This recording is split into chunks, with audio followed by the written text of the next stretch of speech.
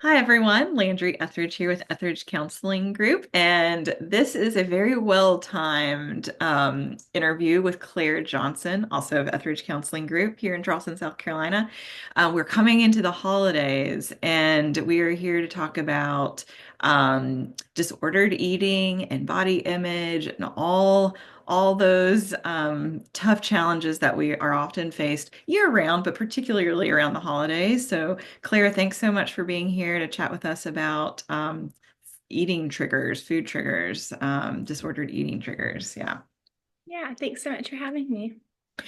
So when you think about when you're like kind of preparing clients for this time of year, are there any particular I don't know, things on the horizon as the holidays are approaching in terms of body image?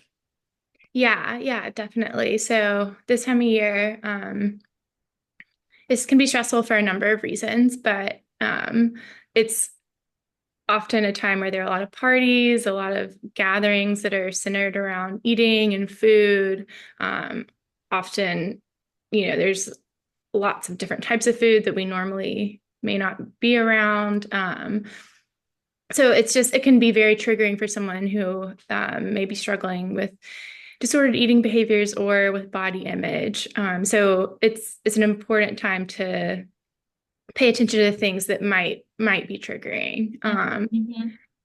Can you Yeah. give somebody, I mean, I think if you are, if this is an area that is difficult for a person, they may or may not be aware of their particular triggers. Sometimes we're just going through life and we're responding to triggers, not even really necessarily realizing what those triggers are.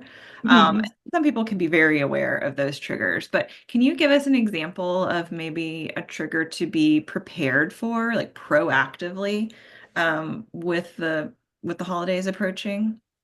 Yeah. So one big one, I mean, it seems intuitive, but is just mealtime. So that can look a lot different during the holidays, especially if you are staying with family members or traveling, or hosting people at your house. Like it's just different than normal. And you know, that can be a time where people feel caught off guard or maybe feel a little bit like they don't have the control that they might in just a normal environment at home. Mhm. Um, and if you are around family, and that there can be challenging dynamics with that too. So if you're stressed and in a different environment, and there's all the like overwhelmed with food options, and it's just constant, that can be a really stressful time for someone. So it's definitely important to be aware of that Are and there realize. any particular, sorry, are there any particular like strategies that you might recommend to somebody who is trying to, they know that mealtime, or maybe there's a particular family meal that's coming up, are there particular tips that you might give someone who they're trying to prepare themselves for that trigger? Yeah, so I think probably the biggest one would be focusing on like mindful eating. So really staying present, being in touch with how you're feeling, eating slowly, Hmm. focusing on like the taste and the texture of the food, not rushing it, paying attention to how you feel before, during, and after the meal, and really paying attention to your hunger cues too. So sometimes our emotions take over and we lose touch with, am I actually hungry? Am I full? And then it's hard to gauge where you are. So staying mindful, paying attention to those hunger cues that tell you, I'm hungry, I want to keep eating, or I'm full, I don't want to eat anymore. It sounds simple, but those things are just can be so helpful when managing, issues like these at big meal times, especially during the holidays.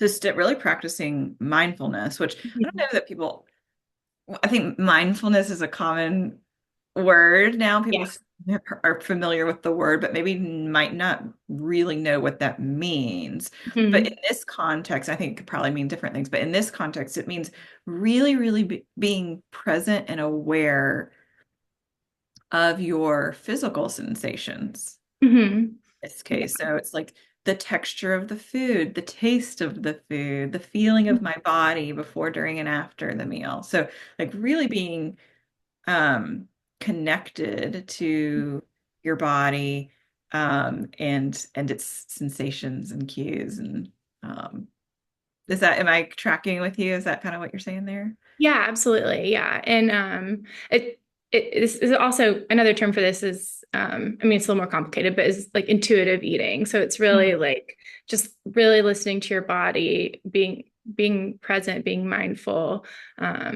And yeah, that just staying really connected is yeah, that's basically what it is.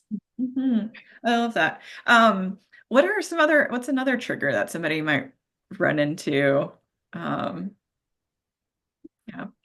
Yeah, so this kind of goes along with the first topic, but especially during the holidays, we're often not in our normal routine. We're either traveling or, going to events or, taking time off of work.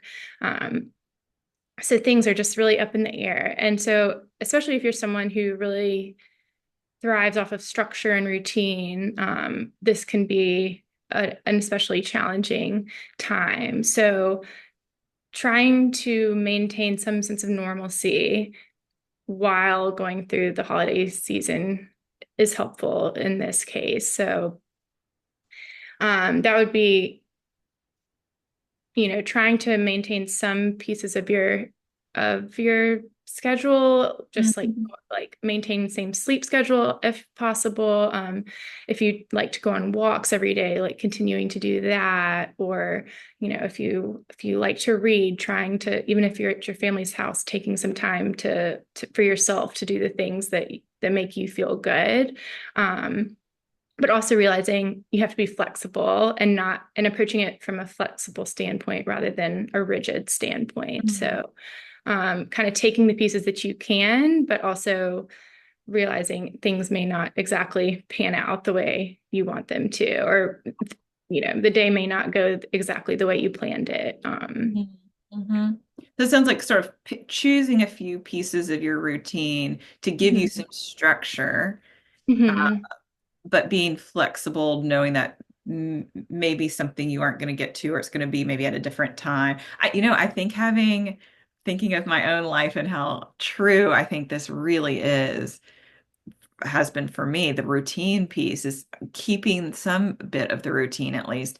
And something that's been really helpful for me in this area is it's kind of an easy out is that I have a dog and I have to Mhm. walk her, right? So that's like Yeah. a built-in structure in my day that kind of is sort of a grounding thing. I'm Mhm. stepping away from other people. I'm going outside, connecting with my dog. Like that's been a helpful thing. But if you don't have a dog, there's other ways to kind of create that routine and structure for yourself to maintain some, yeah, connection to, yeah, to yourself, to your body. Love it. Yeah. Absolutely. Um, and thinking about this proactively, preparing Mhm. holidays of and thinking through these things early on can be great. Do you have are there any other common triggers that should be on our radar? Yeah. And one other thing I just remembered about that is especially when thinking about eating. So, well, like if you have or someone who has like a set eating schedule, that may be thrown off if you're with family. So, that can be a challenge. But one tip is just to bring maybe some snacks or just some food that's nourishing to you, to have with you, so that if you start getting hungry and the food's not going to be ready for 2 more hours, like just to have something to keep yourself nourished when you're not completely in control of the schedule. That can be like a helpful way to navigate that kind of lack of routine. Yes, Uh, yes. Again, like ways of finding ways to advocate for yourself and to care for yourself. mhm. Love that. Yeah. think let's sort of wrap it up here because I want people to go and read your recent article about this. And there's a whole nother section in your blog post with a whole nother like category of trigger. And Mhm. I want to kind of just use this as a teaser of go read the article, go check it out. Yes. Claire's done a great job of articulating, a very common experience that we might have through the holidays and how we can support ourselves and also support our family and friends Mhm. too in this area. And maybe maybe some positive changes can happen in this area and in our families and friends circles. But thanks again, Claire, so much for talking with us about all things body image and disordered eating. Any last thoughts, any last words? Anyone watching? Yeah, just I think take care of yourself during this time. It's challenging. And I think above all, the most important thing is just to, have compassion for yourself and, just take care. I think that's kind of my overarching message. So, Love it. I love it. All right, awesome. Thank you so much. And we'll talk yeah, to you again soon. okay.